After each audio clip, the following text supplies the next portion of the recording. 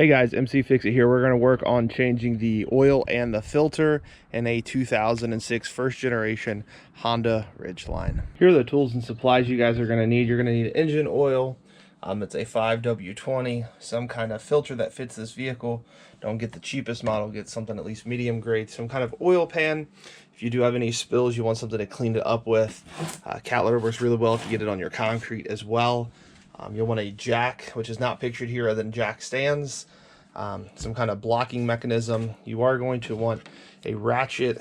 This is with a 17mm, and these were really helpful. This helps get off all of your filters.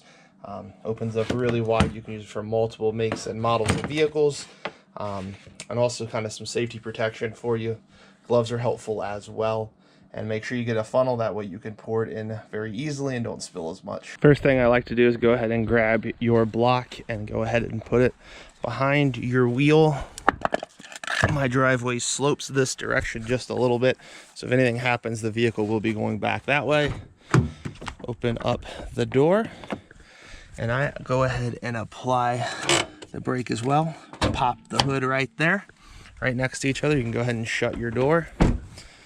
And then down underneath here, should pull this up just a little bit, and then there is a lever almost right where the Honda symbol is, almost directly up, and you will press that up. As you're pushing it up, you will see right there is where that goes, and it goes right inside of there. It's a little hard to show you, so I do have to right there, and that will stay inside there. And remember, I said it is 5W20. The next thing I do is go ahead and spin that off. That will help everything drain out. And do not lose it. Put it right up here, or put it someplace else that's secure. That's a pretty good place for when we jack it up. The engine will go up. Don't put it here because it can slide off backwards. That's a pretty safe location for it though. Next thing you're going to do is go ahead and grab your jack. Mine is one that turns to the right, and then it will begin to lift. Come right down underneath here, and right here is where you want it to hit up. I do use a block. I've used this for years and years and years. It does work really well. The good thing about the Ridgeline is it should not take too many pumps to get it jacked up. And since you're not taking off the tires, I still like to put a jack stand underneath just in case on both sides. But really, that's just about as high as you need it, and the tires really even aren't off the ground. But safety first.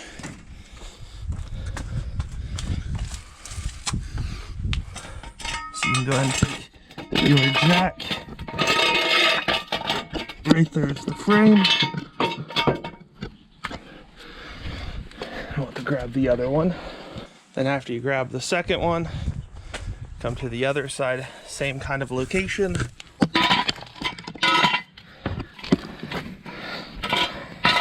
Go back to the frame, lift it up.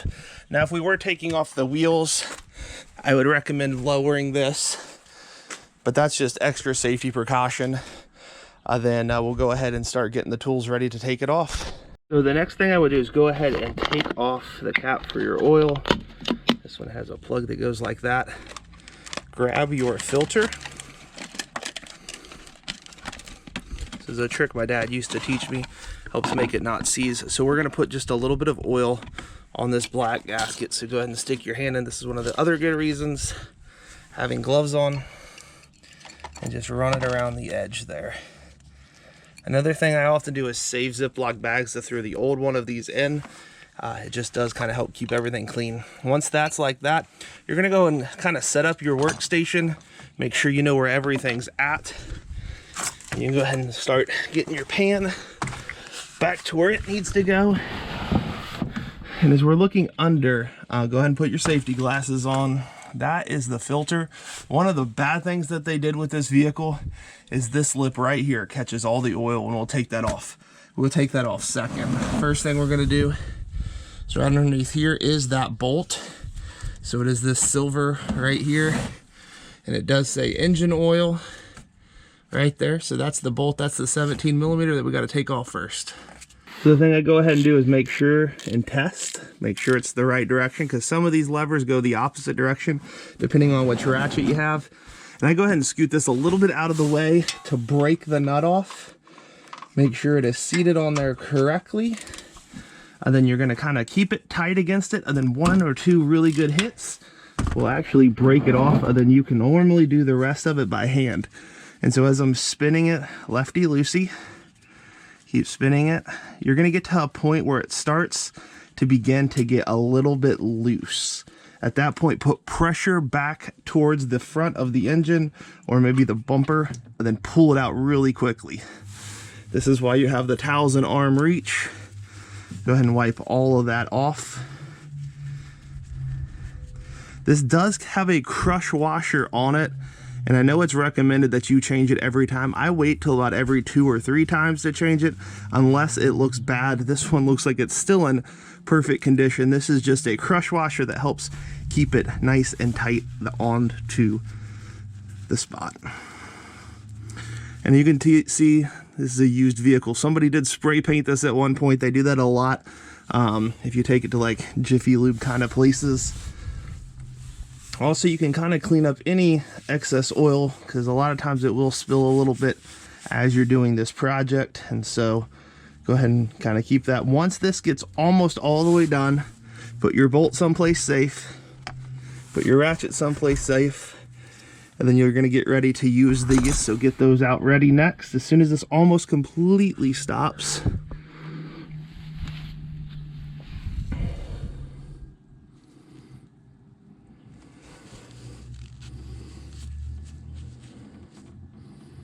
and you can see it's almost completely stopped now, just a little bit dripping.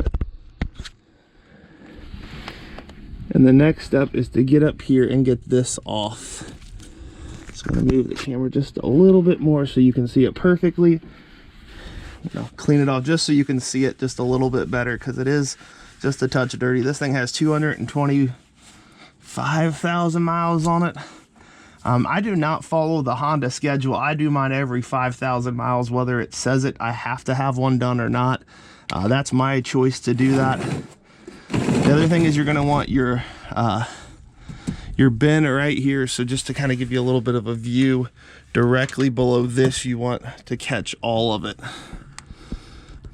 Same concept with this as the ratchet below. Go ahead and take it right here, squeeze lightly. You do not have to go over the top, and about a quarter rotation, and then about 1 more quarter rotation, and then you're going to do the rest by hand. I just felt it get really loose there. So again, make sure you're completely set up there. Start going slow, and then you will start to see oil start falling everywhere. And I normally let it just drain a little bit. Again, not the best location, Honda, but it's not the worst as well. I have seen some dumber locations, but not the best. Now that the other one has almost completely stopped, go ahead and take your bolt and just start putting it in by hand. We're not going to use the ratchet yet. You do have to tighten this down at the end of the video. But right now, this is just to kind of stop just a little bit of dribbling of a leak, because it is pretty windy today here. And once you get that going, you continue spinning it with your hand. Again, this is why I wear gloves. Some people choose not to. That's totally fine, but I don't like. Then I dump out the excess oil.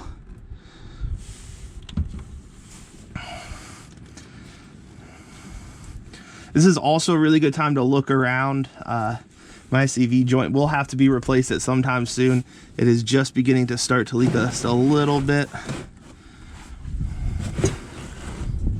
Yeah, that wind is blowing really, really hard today. Normally it just drips straight down, not down and at me.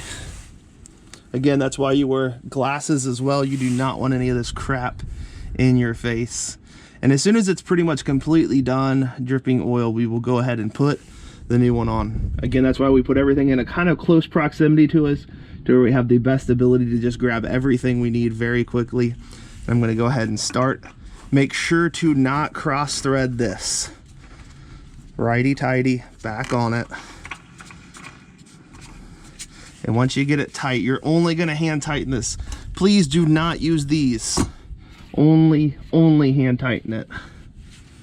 And even after about a day, I come back out and I check to make sure it's tightened, because this is such an easy jack up on this vehicle.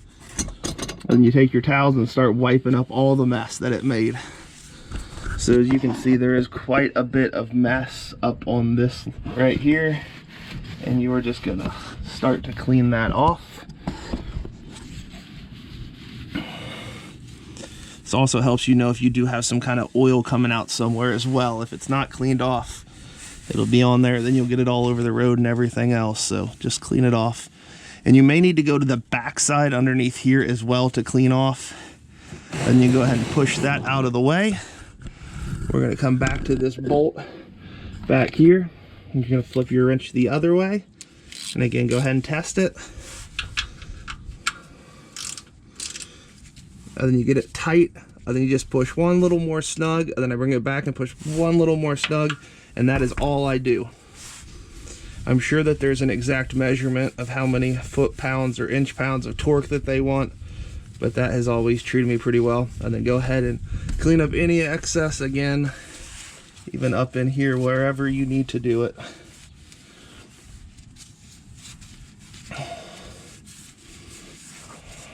And if it gets on your exhaust especially, it may smell the next time you drive until it burns off.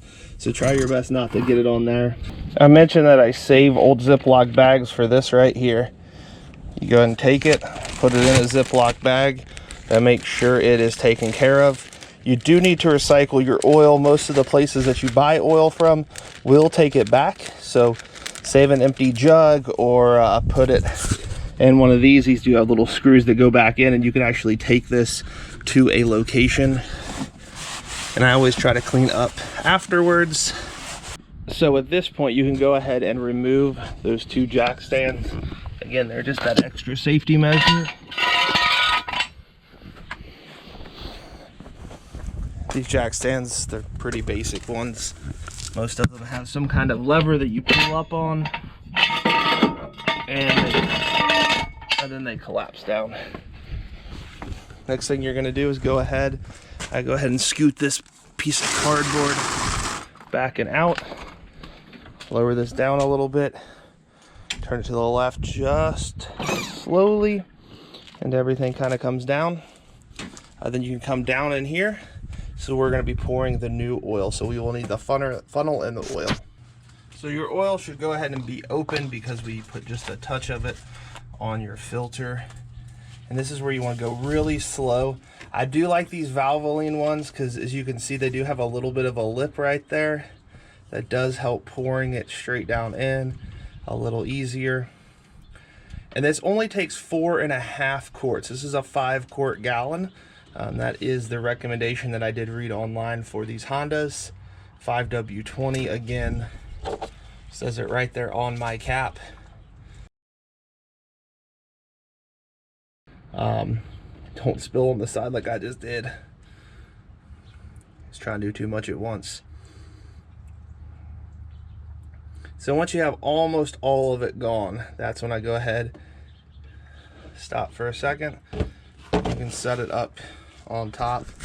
And it's probably going to be hard to see, but there is a line of measurement, and it is just about perfect for about half of a quart left. Then go ahead and put your cap back on, that clear cap, so you don't lose that half of a quart. If you do save and do 5 oil changes, you've got yourself pretty much a free oil change in a sense. I did spill just a touch on the side. I was not paying attention like I should have. I don't normally ever do that. So good thing is you do have towels or paper towels. When you pull this out, grab the bottom of it. That will help make sure, and we will use this in just a second. Go ahead and put your cap back on.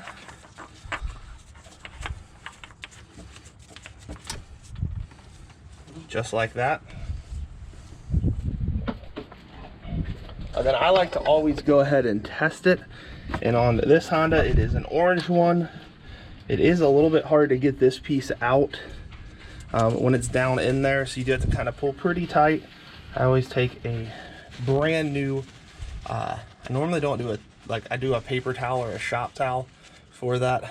and you're going to go ahead and make sure right there's what we're looking for. You put it back down in so it was nice and clean.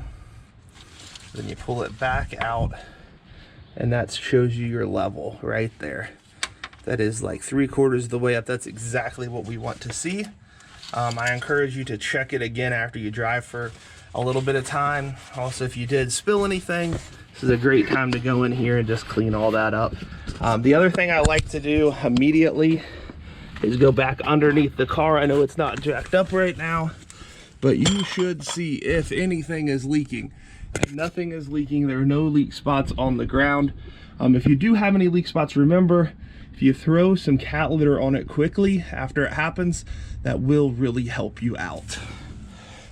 The last thing I want to show you, again, if you have one of these, you can take it to the store, Advanced Auto, or wherever you go, AutoZone, O'Reilly's, doesn't matter. Or you can go ahead and pour it out in to one of these pretty easily. So I'm going to show you how to do that right now. So what you do is go ahead and you spin off your cap. And what I like to do is have this bottle facing me, because on the back side shows how much it's got that little clear piece. And you want to start off pretty slow. And again, it's really windy today, so I'll start off even slower. And you just start filling it up. You can also look kind of down in the hole as well, but I do like to look on the back side as well. And there is about 2 oil changes in this, so I will probably fill up at least one and most of the next one.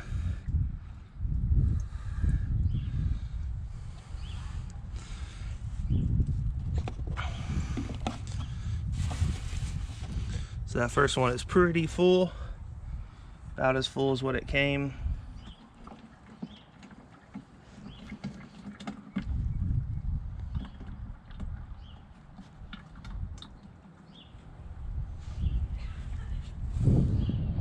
Again, go ahead and close that off. I will say one thing about the places that I drop it off, wherever I bought it at, a lot of times they will not keep the bottle. You have to dispose of that, and because it has oil in it, typically most places will not allow you to recycle, even though they are pretty much recyclable. Again, throw all your trash right inside this nice little bin bag you have, and throw all that away. That way you don't have it all over your yard or whatnot. And there you go. Guys, if this was helpful, please like and subscribe. Thank you guys so much for watching, and please continue to support me by watching more of my videos. Thank you so much.